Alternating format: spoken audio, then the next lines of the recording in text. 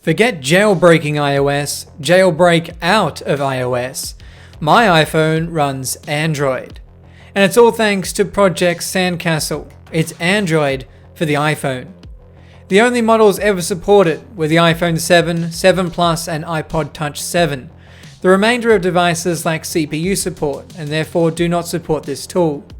There's still some drawbacks on these supported devices which we'll discuss later. But I dug out this iPhone 7 to use for this project. It's a 32GB model running iOS 12.4, but the iOS version shouldn't matter so long as it supports the checkra1n jailbreak version 0.9.8.2. We'll need to get our phone connected to a computer.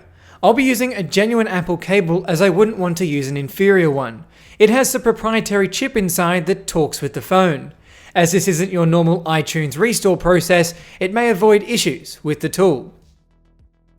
It's also worth noting that this is a Linux and macOS only tool that requires different procedures for both operating systems, but I'll be completing the install using macOS. First, the device needs to be jailbroken using the checkra1n application, which guides you through the exact steps on how to place your device in DFU mode so it can run. Once complete, the device will boot up as normal with the exception of a new checkra1n app. This is where we now switch over to Project Sandcastle. After downloading and extracting the zip file, we can now use the terminal to browse the Sandcastle folder by typing in CD and dragging the folder into the window. Next, we can add the executable permission to the setup script and then run the script, which will take care of the install. Except it failed to copy the setup file. But I don't have a degree in information technology for no reason. I'm qualified to know how to turn something off and on again. But maybe that's only an Android thing, because I'm now greeted with the setup screen and the device is locked by Apple's activation lock. Worst of all, I don't know the email or passcode it wants. So it's on to the next iPhone 7. This one is 128GB and running iOS 13.3.1. It's also yelling at me about servicing the battery as it's detected a replacement. I'll repeat the same steps as the first iPhone 7 with this purple one. But this time I'll install OpenSSH from Cydia in an attempt to overcome the error we faced earlier. This should allow someone over the network to access the phone's internal storage. Running the setup command again for this phone, we're faced with the exact same error. So I attempted to access the phone myself using SSH to check if the phone is communicating with the computer. But the connection is refused, even on another computer. With my hope dwindling, I had one last ditch effort to SSH into the phone by first running an iProxy command before attempting to SSH via localhost. And you wouldn't believe it, I was in. So the setup should work now, right? Nope. So I tried to understand what exactly the script was trying to do. I simply copied and pasted one of the commands into the terminal and the setup file actually copied to the phone. Now when I run the command, it knows the files are there, but it gives me a new error.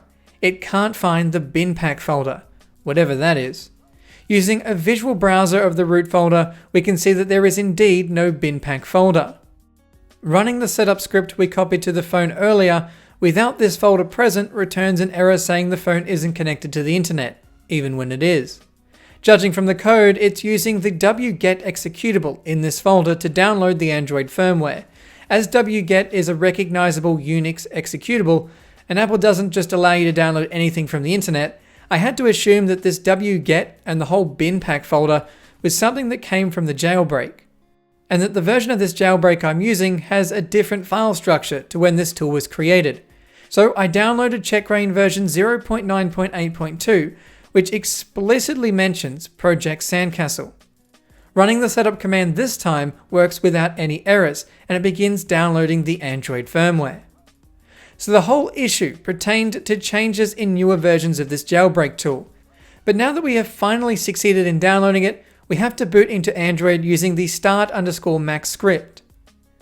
We need to place the device back in DFU mode to initiate the boot. Then the script will take care of the rest. That's if it didn't fail. But luckily, it's the same issue as last time. The script was using the newer version of checkra1n that was located in my applications folder, and not the one I had on my desktop. Moving the correct version to applications and rerunning the script, our phone now proceeds in booting into Android. What a convoluted process, one that could have been avoided if I had to use the correct versions of software. But we've done it. It's Android on the iPhone. It boots directly to the Android home screen as this image came pre-configured. Opening the Settings app, we can see we are running Android 10. This is the open source version, so it's quite basic. Looking at the compatibility sheet from earlier, we can see there's no support for graphics, audio, cellular, or camera functionality. The haptic home button also doesn't work. It doesn't even click. That graphics one is the biggest bottleneck. It means everything is rendered on the processor, so the interface can be a little slow. To improve it slightly, we can enable developer options and turn down or off animations. This instantly makes the device feel more responsive. Android has been allocated just 4 GB of storage, but on the plus side, it isn't upset about any third-party battery. Android can also identify my iPhone's serial number and hardware model. But due to the differences in Apple's processor architecture, many apps simply won't run. That's why there's very few apps included. You can sideload some, but finding ones that actually work can be tricky.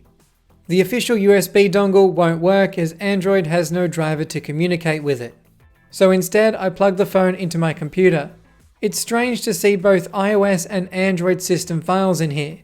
But for file transfer, Android apps can be loaded via ABD, but other media you can just load it into the SD card folder. Oddly, on the phone, it won't show up in the default Photos folder. Instead, you have to enable displaying the internal storage and browse to it manually. I found this image online and thought it suited the phone nicely, as our Android has tacked its way onto the Apple. But Android isn't the solution to all the problems you might have with the iPhone. As this project was never finished, it lacks some basic functionality, including the ability to make phone calls. They did include a version of Signal, but I'm sure this app has become too outdated to let you log in. There is an email app, but no Google Play. Most apps you try won't install or crash on launch, including my own app. Available for both iOS and Android, iTest provides the ability to test hardware functions of a phone or tablet, with both a semi-automatic mode or manual mode, allowing you to easily test functions that would otherwise be too complicated without the aid of such an application. These include things like the compass, gyroscope, proximity and light sensors, or even screen burn-in. At the end of testing, you can get a nice little overview of your results and easily share them if needed. But for this Android iPhone, Wi-Fi works, but only with some networks. It couldn't connect to my home Wi-Fi, but connected fine to my BlackBerry. The included web browser, if you could call it that, is a test app. You can browse my online store or watch a YouTube video, but don't plan on watching it in landscape as the sensors, including the gyroscope, don't work. And with no sound and a phone that's getting as hot as a Galaxy Note 7, it's not a pleasant experience. But this is the result of not having proper graphics support. It leaves the poor processor to handle everything, and it just can't cope with video playback. And that translates into bad battery life. Leave the phone overnight and it will be completely flat. To boot back into iOS, you simply reboot the phone. But if you want to go back to Android, you need to connect the phone to a computer and run the start script again. Oh, and did I mention any changes you make will be reverted after you restart? Which is not ideal. So this is it. An iPhone that runs a newer version of Android than even my Android phone. That's a sentence I thought I'd never have to say. Of course, Android on the iPhone was never developed to a fully stable and supported state, but it's very interesting to even be able to dual boot the iPhone, of course doing so without the approval of Apple. Imagine if the EU forced all manufacturers to have unlockable bootloaders, then we could see more Android iPhones. For now, if you want an Android device, maybe stick with one that ships with Android from the factory.